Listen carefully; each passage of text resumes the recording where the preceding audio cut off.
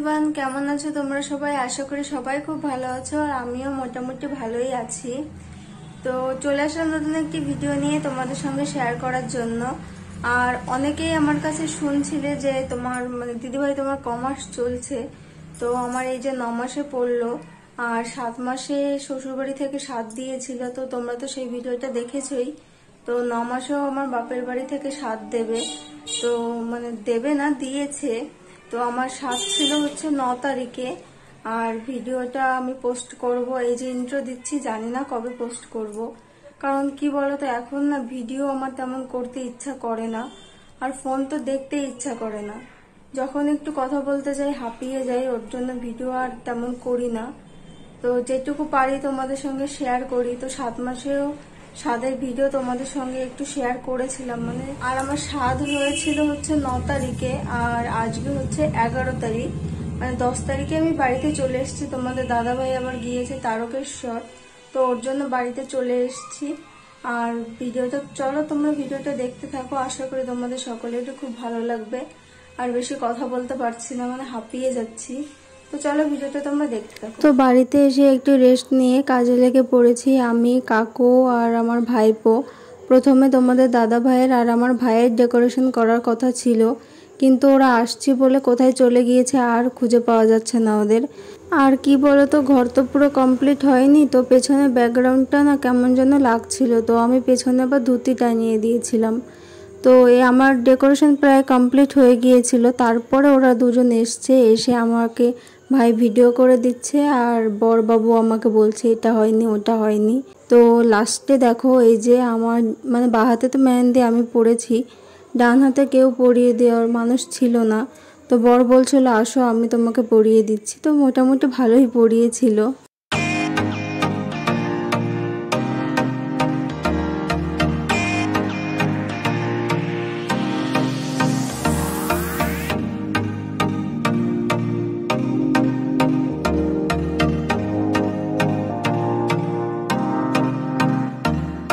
আমাদের decoration almost complete, আর এখন আমি রেডি হব। তো এখনো মাথা থেকে গামছাটা খুলিনি, শ্যাম্পু করেছি।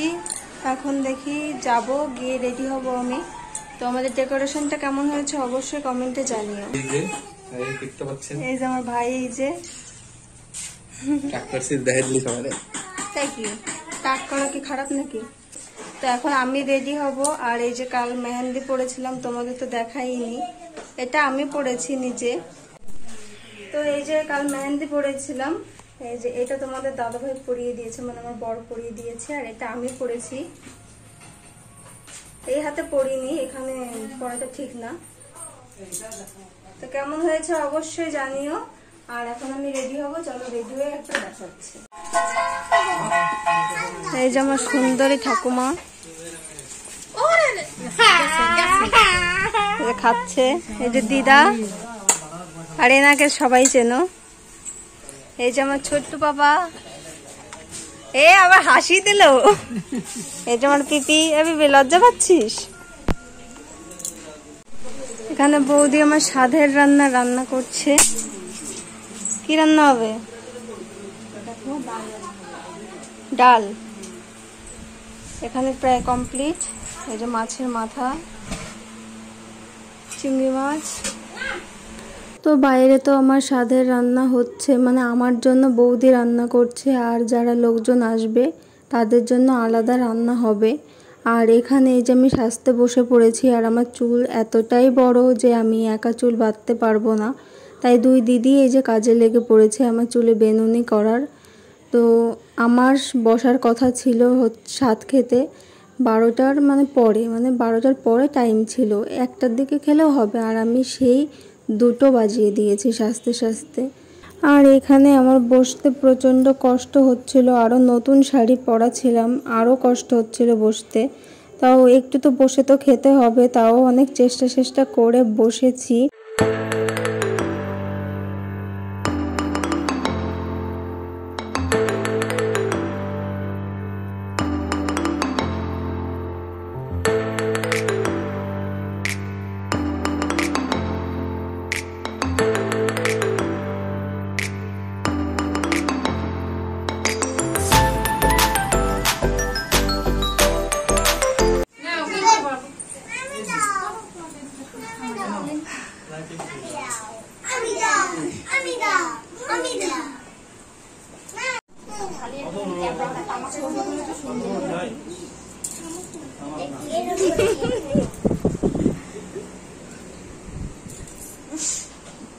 তো ফার্স্টে এই যে আশীর্বাদ পর্ব চলছে, আমার বড় মা আমাকে আশীর্বাদ করছে। আর লাইটের না খুব প্রবলেম হচ্ছিল, কারণ বাইরে হচ্ছে খুব মেঘ করেছিল আর মেঘলা মেঘলা আকাশ ছিল, একটুও রোদ ওঠেনি সেদিন। আর বৃষ্টি তো হয়েছেই প্রচণ্ড পরিমাণে। আর আমাদের নিয়মে আছে হচ্ছে শোন গাছের মানে 7টা কাঠি দিয়ে তারপরে ওই চুষি পিঠে নাকি বলে ওটা খাওয়ানোর। তো এই যে বড় মা মানে সেই 7টা কাঠি দিয়ে তারপর আমাকে চুষি পিঠে খাওয়াচ্ছিল আর বলছিল যে ছোট করে আ করবি। জানি না ছোট করে আ করলে কি হয়, সেটা নিয়ে হাসাহাসি হচ্ছিল।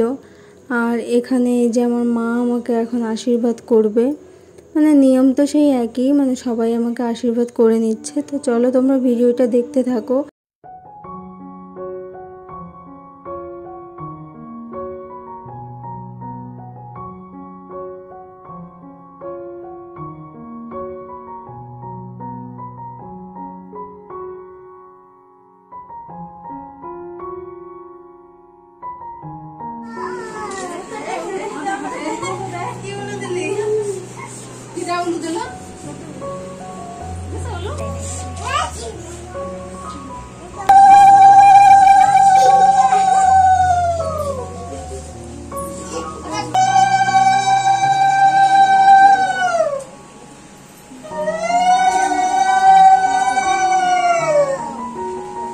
তো আশীর্বাদ পর্ব তো শেষ। আর এখানে আমার দুপাশে দুটো মানে নোড়া আর প্রদীপ ঢাকা রয়েছে। তো আমি ফার্স্টেই ডান পাশেরটা তুললাম আর আমার প্রদীপ উঠেছে। আমার 7 মাসের সাধের সময়ও প্রদীপ উঠেছিল, কিন্তু প্রদীপটা নেভানো ছিল। আর 9 মাসের সময় প্রদীপ তুলেছি, সেটাও নেভানো ছিল। আর কী বলো তো, এই রিচুয়ালসটা মানে শুধু একটু মানে মজার জন্য হয়তো করা হয়, আমি ঠিক জানি না এটা সত্যি হয় না মিথ্যে হয় তাও জানি না। তো ভগবান যেটা দেবে তাতেই আমি খুশি, আর ভগবান সুস্থভাবে দিক সেটাই আমি চাই। আর এখানে এই যে আমার ভাইপোকে খাইয়ে দিলাম, মানে নিয়মে একটা বাচ্চাকে খাওয়াতে হয় তারপরে নিজের খেতে হয়।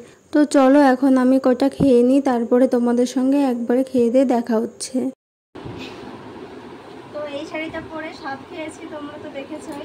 এটা হচ্ছে আমার দাদা দিয়েছে আর এটা হচ্ছে আমার বড়দা দিয়েছে। তো এটাও এখন বলবো, দাদা বলেছিল এটা পরে স্বাদ খেতে, কিন্তু আমার শাড়িটা পরা হয়ে গিয়েছিল ওর জন্য খুলিনি। তো এটাও আবার পরবো, পরে কটা ছবি তুলবো তারপরে দাদাকে পাঠাবো। চলো পরে তারপরে আবার তোমাদের সঙ্গে দেখা হচ্ছে। ফটো তুলতে যাচ্ছি। তো এই যে শাড়িটা পরেছি, এখন আমরা ফটো তুলতে যাব। কেমন লাগছে অবশ্যই জানিও। আর বৃষ্টি পড়ছে, দেখি ফটো তুলতে পারি কিনা। চলো পরে দেখা হচ্ছে।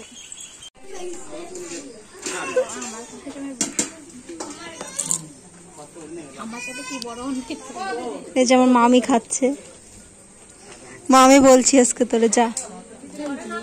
আর এই পাবলিকটাকে প্রচন্ড কষ্ট দিয়েছি সারাদিন না খাইয়ে রেখে। এই যে দিদিও খাচ্ছে 4 চোখ নিয়ে, ওইদিকে সবাই খাচ্ছে।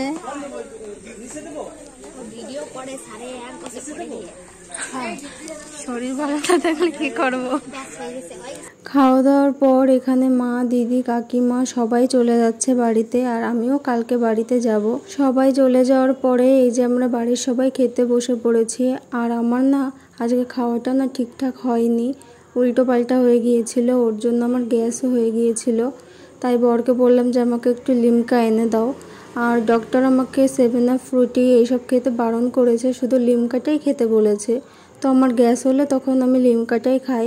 আর এই যে সকালবেলা আমরা বাড়িতে চলে এসেছি, আর আমার না অনেক দিন ধরে পাটিসাপটা পিঠে খেতে ইচ্ছা করছিল। তো মা আমাকে এই যে বানিয়ে পাঠিয়ে দিয়েছে, তো সেটাই এখন তুলে রাখছি।